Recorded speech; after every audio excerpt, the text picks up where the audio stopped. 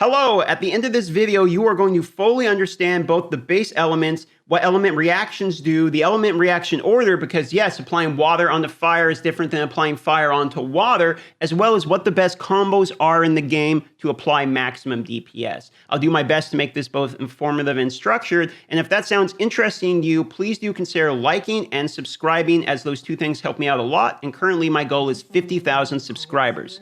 Okay, the element we need to start with first is water, as it can rain and there's rivers. You need to kind of understand the most basic one that gets applied everywhere.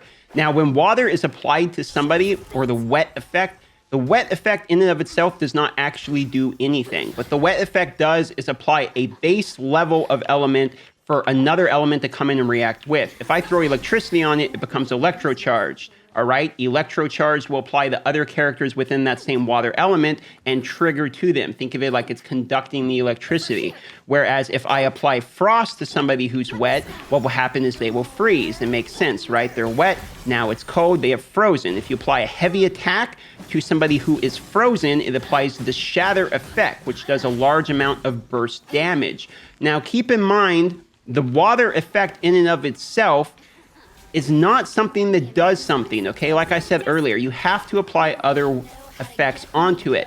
And you can actually trigger onto you. If you're wet and the enemy's wet and you electrocute them, you can electrocute yourself unless you're immune to electric damage for some reason. Now, the water element, when mixed with fire, will apply Vaporize. What Vaporize does is remove the conditions of both fire and water and apply damage. Now, if they had the fire effect first, it does a 2x multiplier, but if they had the water effect before the fire effect, it's a 1.5x. Therefore, if they're on fire first, water does more damage when water goes on the fire instead of the reverse. Now, if you have water and you apply the Geo element to it, it becomes mud. And mud's kind of cool because it actually slows down the person as well as slows down their attack speed. Now, Geo is kind of a weird one. When Geo mixes with something, it grants you a shield based upon the element it mixes with. That's what Crystallize does. So if you're seeing people get crystallized, it's because you are, there you go, you're comboing that with something else. You see how I got a shield? Now, when you crystallize somebody, whatever element they had on them, you crystallize them with is what's going to happen. So I'm going to be getting water shields as I apply water to them. The reason this is kind of nice is because if you're fighting, let's say like a fire boss and he's made of the fire element and all you do is drop the Geo on him, well, he already had the fire element on him. So now you get that fire elemental shield. So it's kind of a protective defensive type of thing. Now, okay, now these guys got frost on them. If we apply the Geo element to frost, once again, crystallize, okay? You see there, now we have a frost shield, pretty standard, okay? Now these guys are wet from it raining. If I apply that again, now we got a water shield. All right, you get it. What the wind elements tend to do their best is apply swirl. Anytime you see a swirl effect, what it's doing is attempting to amplify another effect. You see how there's no swirl here, but if I throw water in there, there's now water in there, and you see how it says swirl over and over again? That's because it's amplifying that water effect. So you really use the Anemo, or wind is really what it is, as a way to spread around an effect. So if you have a single target effect that you want on everybody, you would then use a wind character, swirl that around. That's kind of why people like Venti with his Q, he brings it in and expands it. And now you have it applied on everyone, and you can apply your next combo. Okay, so now we're going to get to Frost, which is really where my absolute favorite's going to start to come from. Now, Frost pairs with more or less everything. If you have frost, but you also have water, you're going to be freezing characters. We talked about shatter briefly during the water period, so I'm not going to go over the number here. However, frost pairs with other things as well. For instance, if I freeze somebody and then apply fire onto them, what will happen from that is they will be applied with melt, which inflicts additional damage. Here's a great example of melt over and over and over again in action. Fire plus AoE frost damage is AoE melting, which look at that damage, 2,800 on just a swing. All right, I'm going to do a water boss here to give you a good example of another Cryo bonus, which is actually very important. It's called Superconduct. And what Superconduct is whenever you attack a frozen character, it's going to reduce their defense. So this character's defense is now reduced for physical damage. So you're going to notice my physical damage is pretty high on him as soon as he breaks out of that frozen. So if I apply freeze here on the next one, let's wait a second. Let these guys chase me. Apply it there. Now we're going to do this to make sure Superconduct comes out. Now, as you watch the physical damage, look at that. Crazy, right? While the frozen damage kind of remains the same. It's because it is the same. Superconduct only reduces their physical resistance, not their resistance to literally everything. So you see now I'm doing like 700, 800, but if I freeze him again, we wait a second, and now we apply the Superconduct.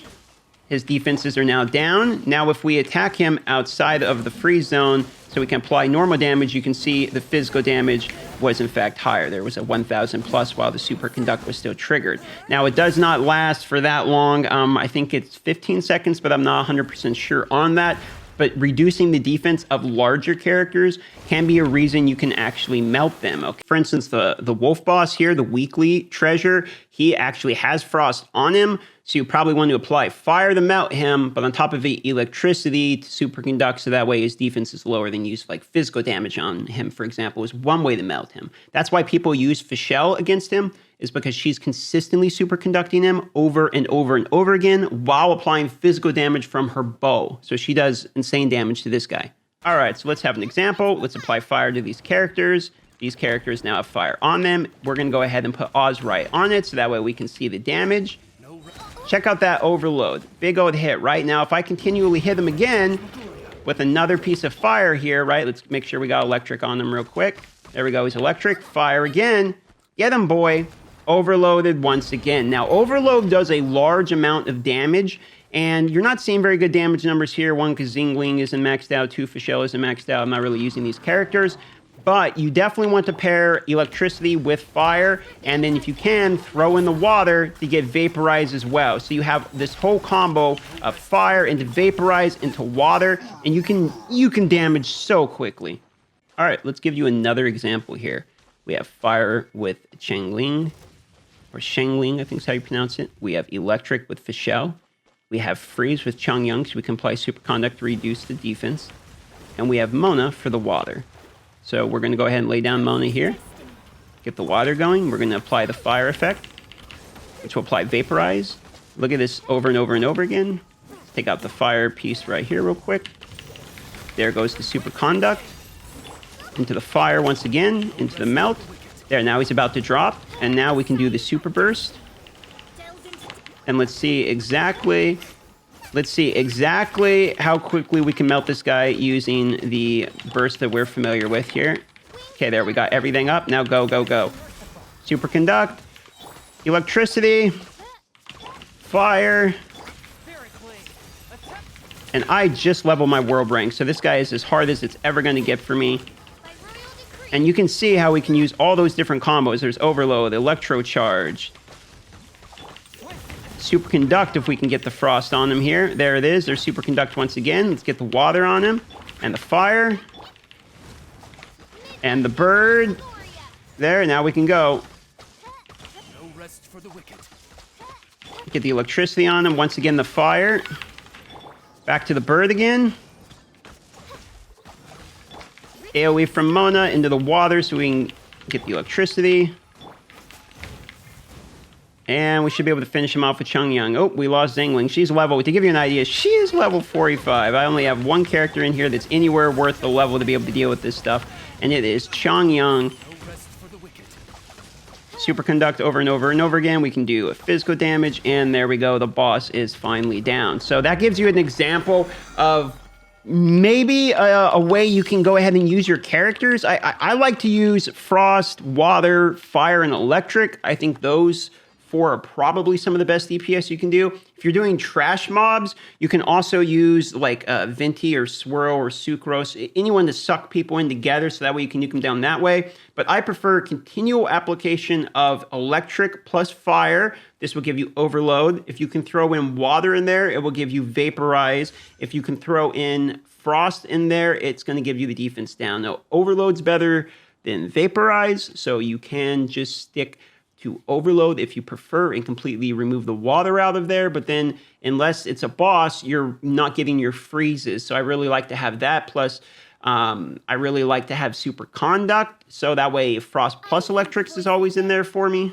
But the absolute best elemental combo you can get is going to be overload plus Superconduct if you are using physical damage. If you can combo those two, it's very, very, very good. And the only other combo that can outbeat that in terms of pure DPS is if you have a constant application of freeze into a AoE Chongyang Frost application Claymore, which will continually remove non-stop shatter effects for large burst damage. That's the only combo I've seen so far that's out DPS both electric plus fire. So a really nice 4-star team. It's going to be Chongyang, Fischl, and Shangling, I think's her name. Those three will apply you consistent, not only crowd control, but DPS. 3, 2, and if you learned anything from this video or you got the answer to something you were searching for, consider giving me a like or subscribe. I'm going for 50,000 subs, and as it stands, we have 48,498. So 1,500 to go. I appreciate your time and energy watching this, and I hope to see you tomorrow on the next Genshin Impact.